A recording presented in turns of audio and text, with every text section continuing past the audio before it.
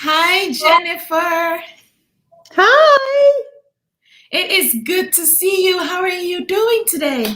Thank you. It is a good Monday. Number one, it is beautiful in Spartanburg, South Carolina. And that always helps to not have rain on a Monday. So, yeah, it's good. Thank you. Well, welcome to Margie TV. This is Humanity Chats.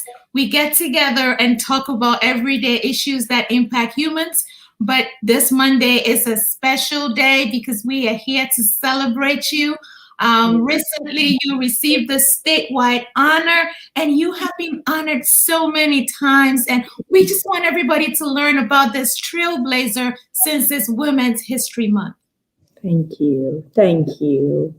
I'm excited to be here. And it's really not about me. It's about letting people know how hard it is sometimes for all of us just to be real, everyday things, and to surround yourself with real people like yourself. So thank you.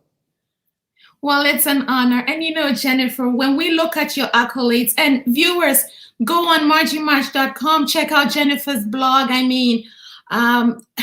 accolades, what she's done, her passion for her community. It's unbelievable. But we want to know the real Jennifer today because everybody puts Jennifer way up on the pedestal where she rightfully belongs. But there are a few things that we may not know about her. So we're getting to know Jennifer today. And we're going to start by you sharing a fun fact with us. Oh, wow. So I would say the silly thing that my children are always so embarrassed about, and this is it, and I love to skinny dip. I like to run into the lake and jump off the dock. And I don't even have a lake or a dock, but if I get the opportunity in a private setting to swim off the dock naked, I love it. Oh, I think it's a beautiful feeling.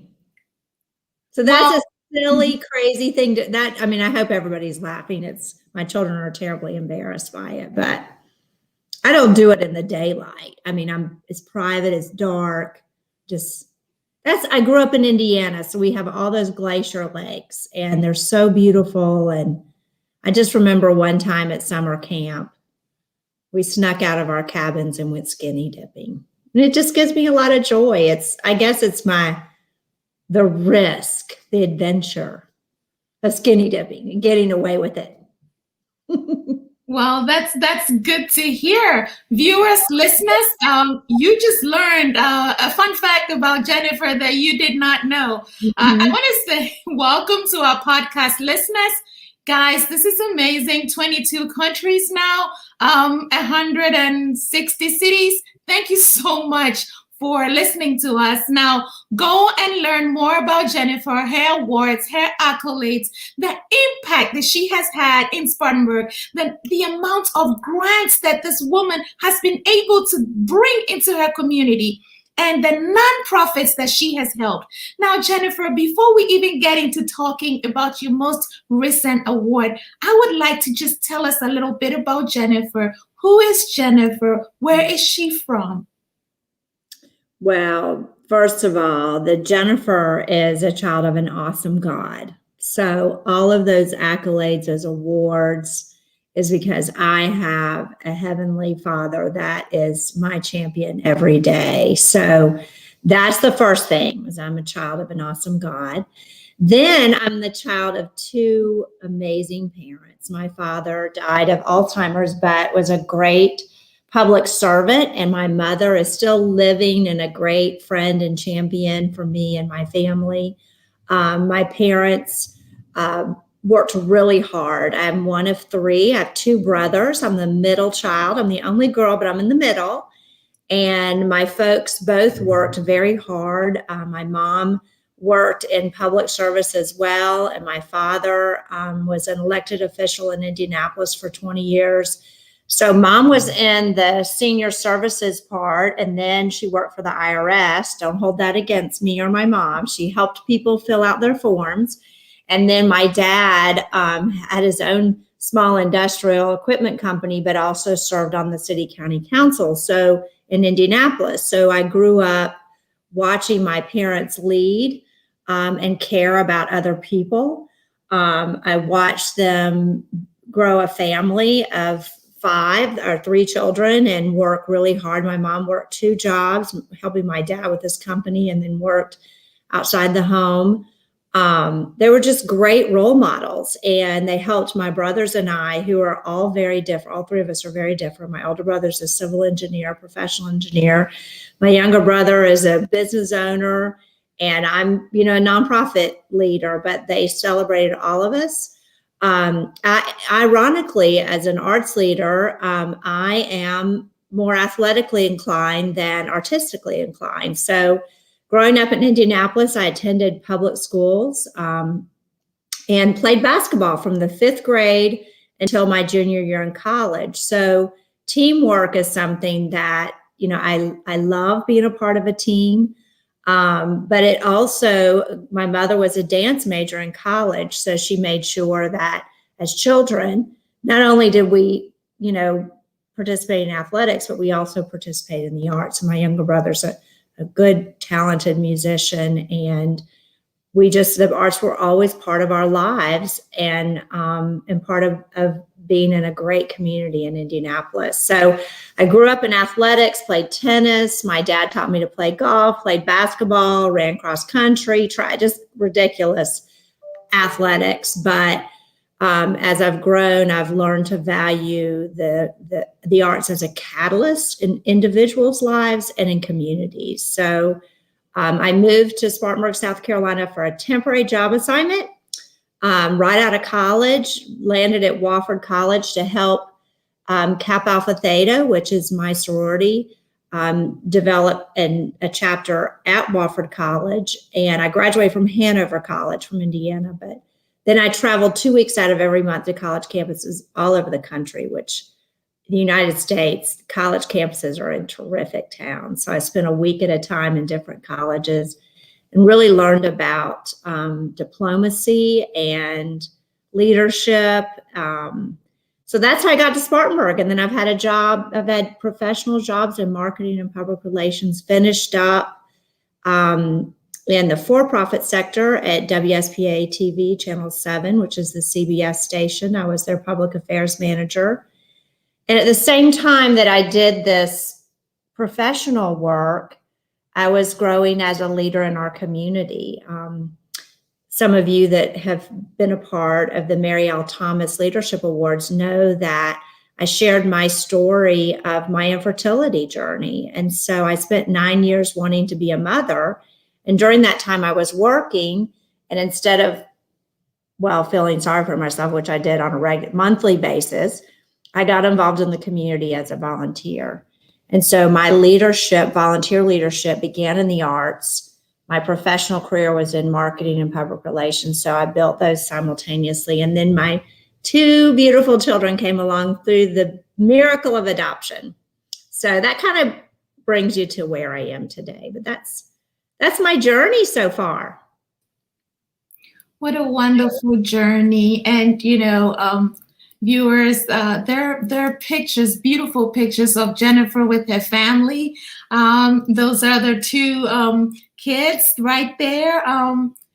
Congratulations. I'm sure they're much bigger now and on to greater and better things. You want to share anything new happening? Well, my children are 21 and 18, and my daughter Emily lives in Colorado, and she attended Colorado State University and is now living in Denver. She is a crazy risk taker, snowboarder. She's an adrenaline junkie, so she does that in her free time. And she was a vet tech, but she got bit 3 times as a vet tech, which means she didn't have good chemistry with animals. So now she's working and, making a living. And then Sam is 18 and getting ready to graduate from the South Carolina Governor's School for Science and Math, and plans to attend college. And like so many high school seniors are waiting for that announcement in the next couple of weeks. So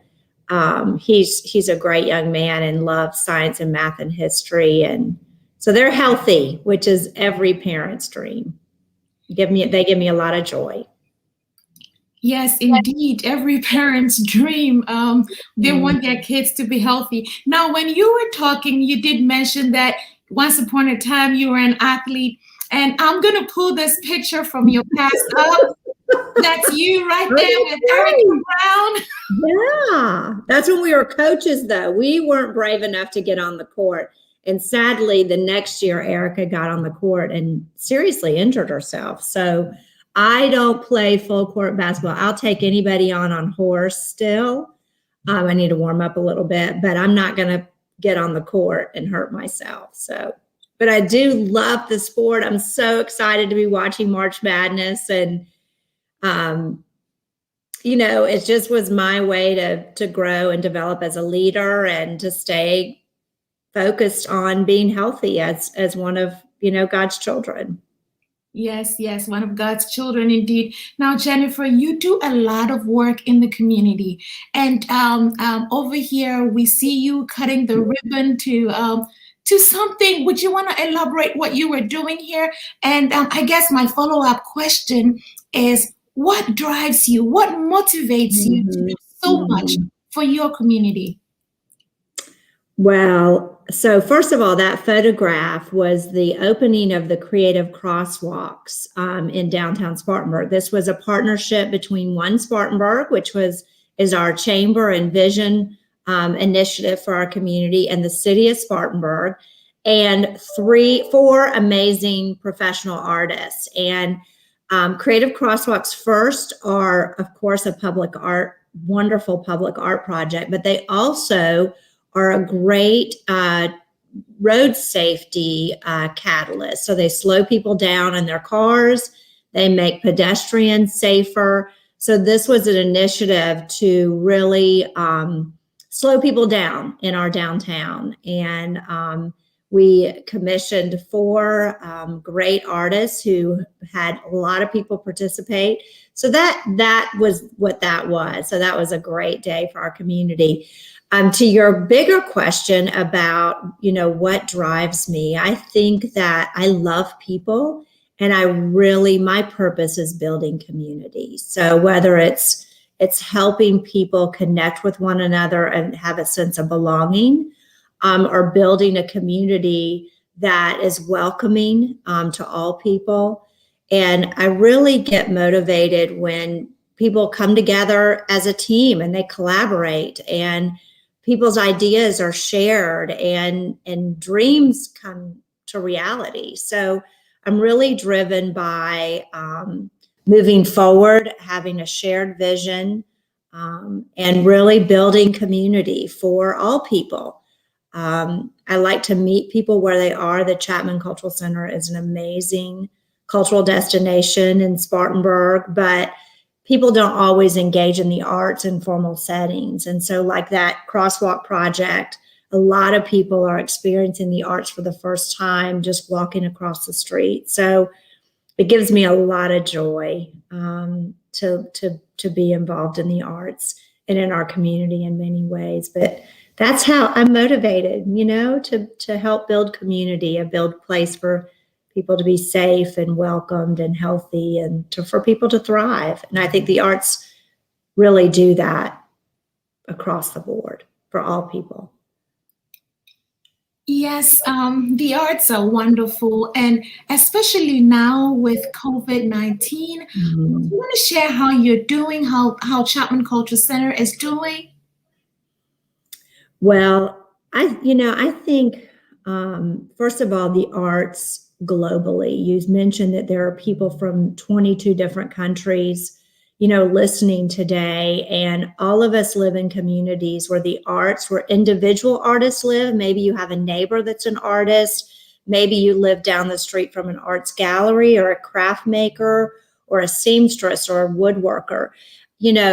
All creative people are struggling just like everyone else, and they need encouragement. They need you to buy their goods, that they're making. They need to they want to take lessons, learn how to do what they're doing, ask them to teach you.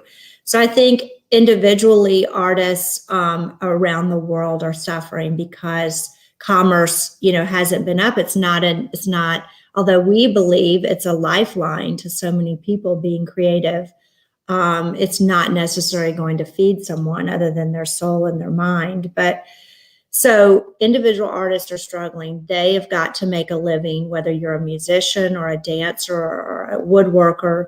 Remember that artists have to make a living too.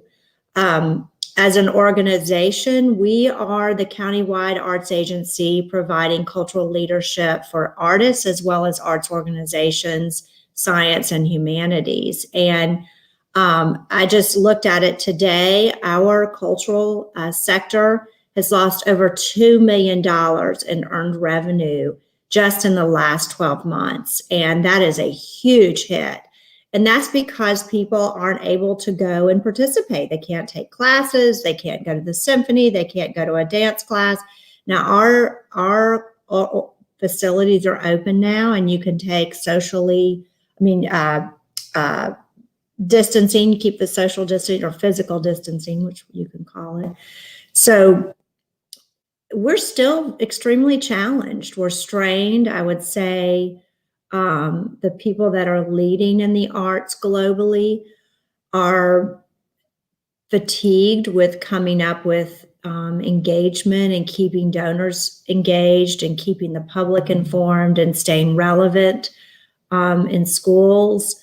But they're all still doing incredible things. If you go online and just Google virtual arts classes for kids or virtual dance classes for adults, it's unbelievable what the creative industry has done in the cultural sector, not only here in Spartanburg, but around the globe, to help people cope, to help people learn, to help people laugh and find some joy.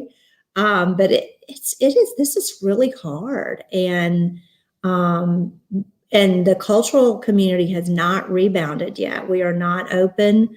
We were the last to be given authority by the governor in South Carolina open, and our state is more relaxed than many states and nations in the world. So when you look at countries like Germany and other countries, they're still locked down, and the arts are suffering in this. And I think what is really important for people to understand is that we may not be on the urgent need, during a time of a pandemic, of racial injustice, of political uncertainty. But when things are more stable, people are going to want the arts to thrive. They're going to want STEAM and science education. They're going to want their history museums to be open. They're going to want their community theater and their music. But if we don't hold strong during this time, we may not be there. I mean, we are not going to go out of business. Our community loves the arts, but it is a very hard time, and it's going to take us a couple of years to recover from this. And I look around at other arts leaders, and there's a lot of fatigue. I'm tired. I'm tired of answering questions with still an uncertainty. And I think that's the hard part for everybody. Everyone is challenged by that still. Yeah, it is challenging. And I'm sorry, these are just different times, unprecedented times all around the world. And the Chapman Culture Center is hanging in tight. I'm hoping that with some of the relief money that is coming to cities across the United States, we will be able to help our artists, and that as people get their COVID-19 shots even, yes, they will be more confident in stepping out safely distanced to participate in some of the events. Now, I was doing some research, some digging about you, and I saw some lovely pictures of things that you have done with your staff at the Chapman Culture Center. And even several grants that you have gifted to the community. And that really brings me to talking about your most recent award, which is the highest honor for the arts and cultural leadership in the state of South Carolina, and somebody from Spartanburg got that. Now, Jennifer, please share, how you felt when you got that news. Did you walk different? Did you smile different? Congratulations. Thank you so much. I'll tell you that Spartanburg has had a century of arts leadership and making the arts a priority. So I want you to know that 14 other organizations and people have won this award from our county, and it's the largest amount statewide. So I am joining a group of great leaders, of visionary leaders, of organizations that have made the arts a priority. The city of Spartanburg was actually the very first recipient of this award from Spartanburg County. And, great educators. Cindy Riddle of District 1 has won it, Ballet Spartanburg. Elaine Freeman, who was the first executive director of our South Carolina ETV, has won this award. Betsy Teeter, who was the visionary and founder, one of the 3 founders for the Hub City Writers Project. So I will tell you that, I started getting involved, I mentioned earlier, because of my infertility. My plans to be a mother early in my marriage didn't come to fruition. So I used God's gifts and energy to get to be a leader in our community. And every step of the way, beginning, when I was 25 and I was invited to be on the board of Ballet Spartanburg, every step of the way, I have had amazing women. We're talking about Women's History Month. Amazing women who said, Jennifer, you can do this. Have courage. I believe in you. They understood what my weaknesses were and what my strengths were, and they helped me form my skills and my passion. Of course, there were also some great men that supported me, that recognized my skills, that joined me in my journey to provide leadership. And so this is what I will say, is that hundreds of people came before me that put our community in an incredible position for any arts leader to take the ball and run with it. So I felt a calling from God to lead in the arts. I really feel like that was my purpose when I got involved in the arts early on. And then when I was invited or asked to come and join the staff in 2011, I just, the understanding of the arts as a catalyst, and then to receive an award from the state meant that the work that I had done in Spartanburg had a ripple effect throughout our state. And I'm so passionate about, you can talk to the South Carolina Arts Commission, you can talk to the South Carolina Arts Alliance. I am very, very concerned about the rural counties in our state. And Spartanburg County, as I mentioned, has had a century of the arts. And my goal when I speak to arts leaders or any leader is to share the experience, the knowledge, the success we've had in Spartanburg to reach those rural counties. And there are so many best practices in these counties that have local arts agencies that can be replicated. You showed a picture of our wonderful Ava Hughes, who's also won the Governor's Award for our arts education programming. That programming can be replicated in schools nationwide, globally. What we have done is captured the creative talent in our community and used it to help teachers and children experience the art in the classroom and help them achieve their curriculum goals. Hope, of course, is a big part of that the arts bring in the classroom, but it's just so, the reason I won that award is because I have been very committed to trying to share what we've learned in Spartanburg with other arts leaders in the state and other community leaders, from 10 at the Top and sharing our Culture Counts project to help communities in the upstate capture their creative assets and use it as a tourism mechanism, from our cultural equity statement and our journey as an organization that's way back before my time, and making sure that we have diversity, equity, and inclusion as part of our living, breathing life as an organization, including diverse people in our decision making to make our processes more equitable and just, and sharing that process with other leaders statewide. Many communities have come to Spartanburg to learn more about how we were able to raise the money to build the Chapman Cultural Center, how we organized it to be a co-location of 8 nonprofits providing shared services. So all of this that I have done is because the people before me created a framework for us to be successful in Spartanburg. And other people have really encouraged me. Great women who are still living today and some that are gone, but it has still have given me tremendous support, including my great mom who cheers me on. How wonderful, Jennifer. And you know, I can attest to the fact that you have a great network of women you work with that cheer you on. Here you are having fun. That's hilarious. That was a costume party. Yeah, and I see Duffy Bear, Liam Yes. Langley. Yes.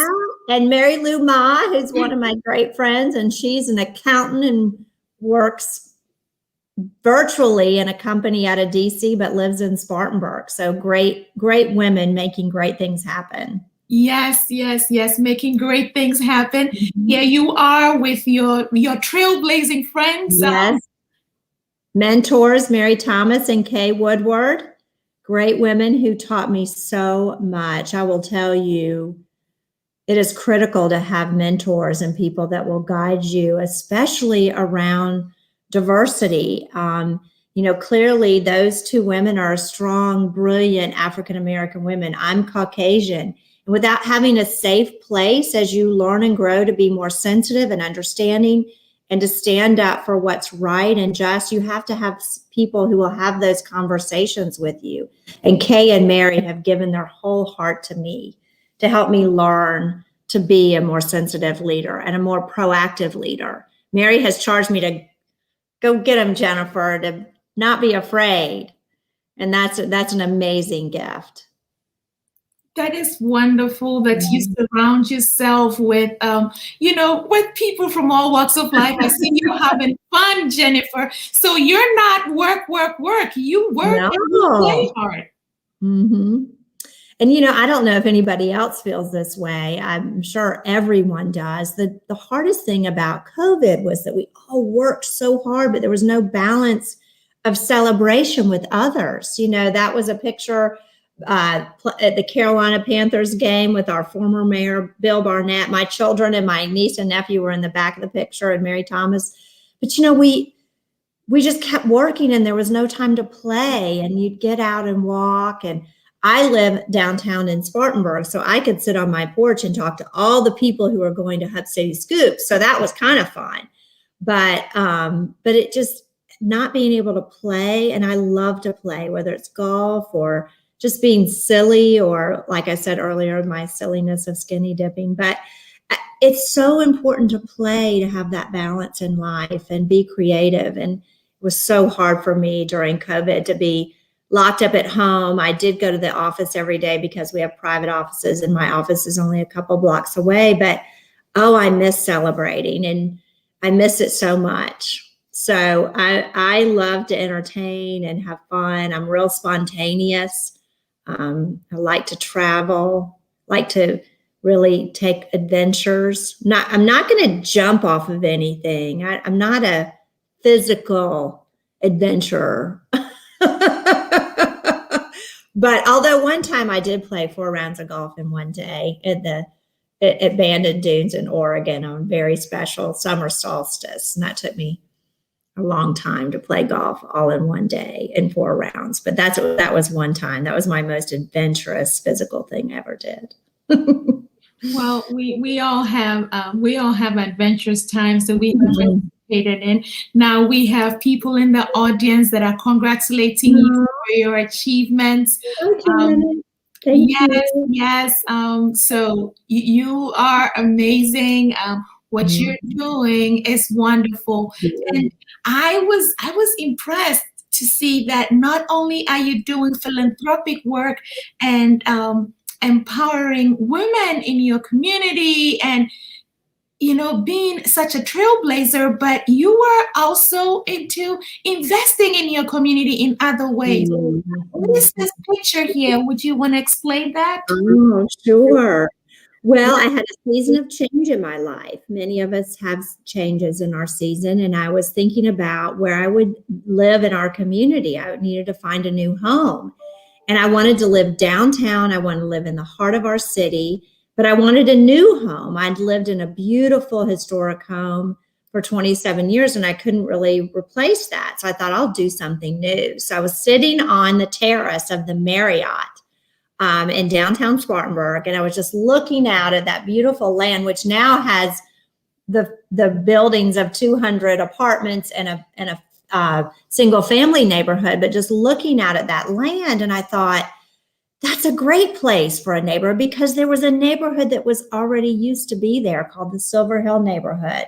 A historic church was there, and it had been demolished, torn down to build the Renaissance Park, which also included a golf course, and that did not come to fruition. So that land sat vacant for a long time. I didn't know about the apartment complex, so I was just sitting there, and I went home and I got a piece of paper and I went on Google Maps and I looked at the land. And I thought, you know what, we can build houses there. And so I put a team together now, obviously, and Sam Evins, my son, said, when I shared my dream with him, he said, Mom, what in the world do you know about building a neighborhood? And I said, Sam, I don't know, but what I do know is how to put a team of the right people together to make that happen. And you're looking at city council leaders, Ruth Littlejohn, Erica Brown, who represents that area. You're looking at women from Caldwell Banker Kane, who are helping us sell it. And then one of my partners, Matt Grandy, who's standing right next to me, he and his partner, Rob Haney of the Terra Nova Group from Greenville, South Carolina, they know how to build neighborhoods. So, but it was a public-private partnership with the city of Spartanburg and my partners and I. And really, it's to build single-family homes in downtown Spartanburg, right in the heart of our city. An urban type setting, and so excited. It's about a $10 million, not my $10 million, but it's about a $10 million neighborhood in our city. It'll produce property taxes, and it gives other neighborhood developers some comps. New homes have not been built in downtown Spartanburg for 40 years. So if you were trying to get a mortgage or refinance your home or build a neighborhood, you couldn't get any comps and any comparables for your mortgage.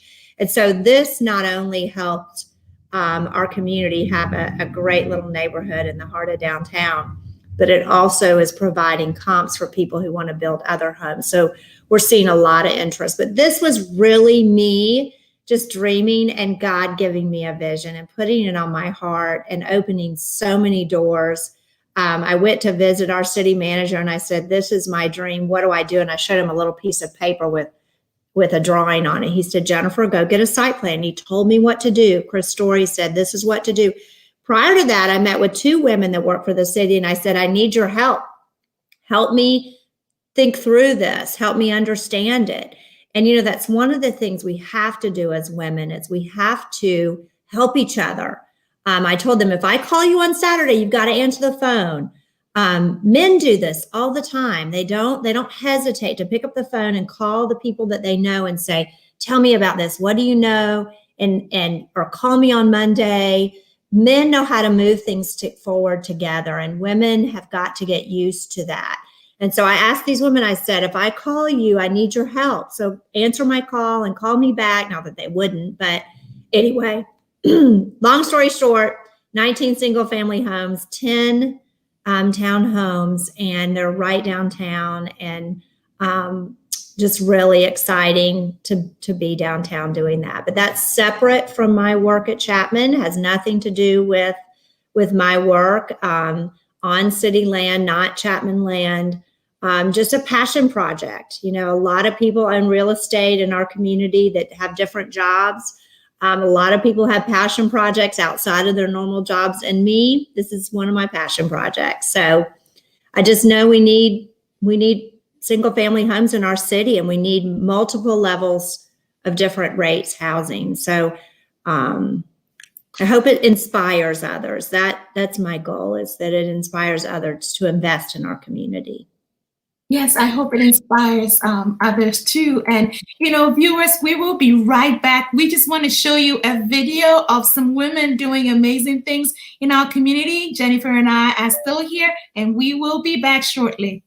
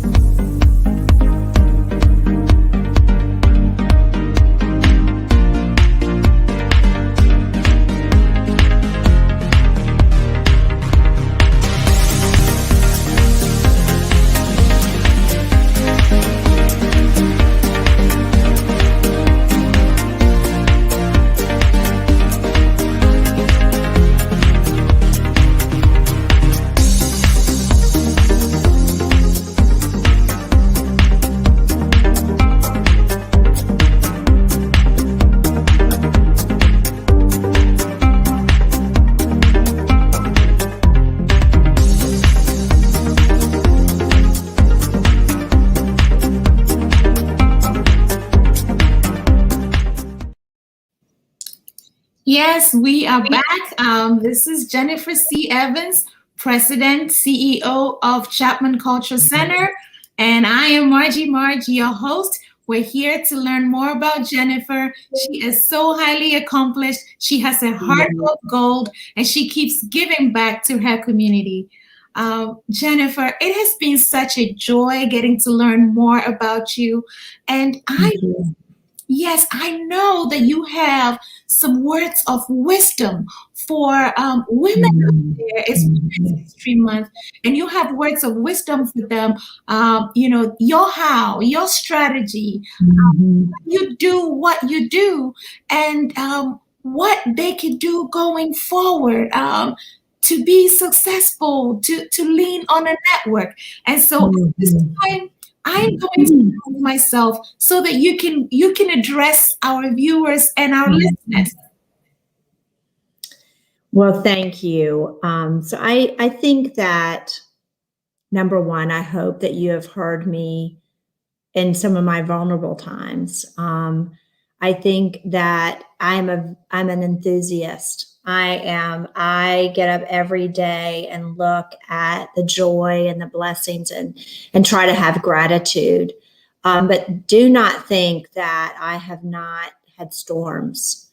I mentioned infertility. Of course, I had the blessing of adoption through that miracle.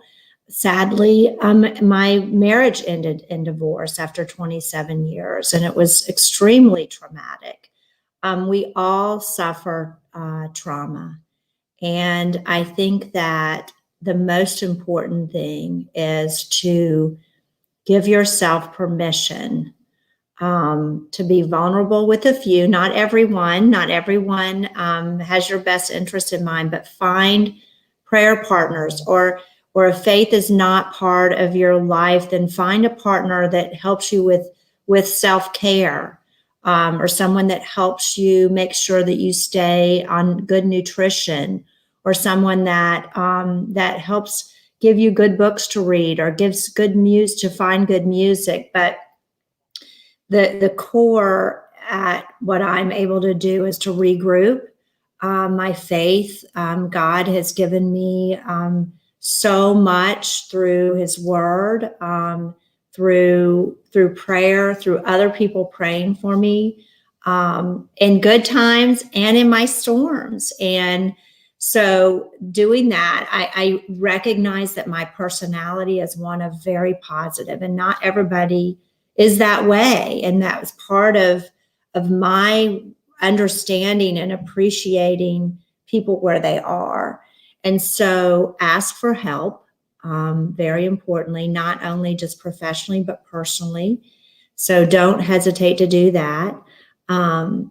Take time for yourself. When I look back and I think about the storms that I have faced, the ones that I took time to walk every day, to eat right, I get 8 hours of sleep. Anybody that knows me, that's a very special thing to me, is to get my sleep, because if you're going to work hard all day long, you've got to recharge your batteries. So do that. Use best practices. We have the internet. Seek experts. And of course, there are a lot of people out there that proclaim to be experts, but look for best practices. Whatever profession you have, whatever your dreams are, look for people who have already been there before. Read about their success, reach out to them, ask questions. In my arts work, in my education work, in business, I look for national associations, global associations that point me in the right direction and give me models of best practice. Love yourself. I know who I am. I love who Jennifer Evins is. I love who God has made in me. I love the way that my friends have helped me to be my best, and my family. And I think that's really important. I look in the mirror and I say, Jennifer, you can do this. You've got this. I coach myself. But of course, that's because I've had a lot of people in my life to cheer me on. So I realized how blessed I am. And I seek to help others to have the same advantages that I've had. What else can I share? Laugh and seek joy. There's a big difference between happiness and joy. There's a lot of research about it. Happiness is your state of mind right now, or your occasion, and joy is right here. It comes from inside and deep inside of you. And I would encourage you to read more about joy, because I when I get sad, I think about joy and really try to just remember that happiness may not be that moment, but that joy is part of that. Don't burn any bridges. If you're young, or any age really, I will tell you that my first job after I finished working at Wofford College was at Young Office Supply, and Tommy Young was my boss.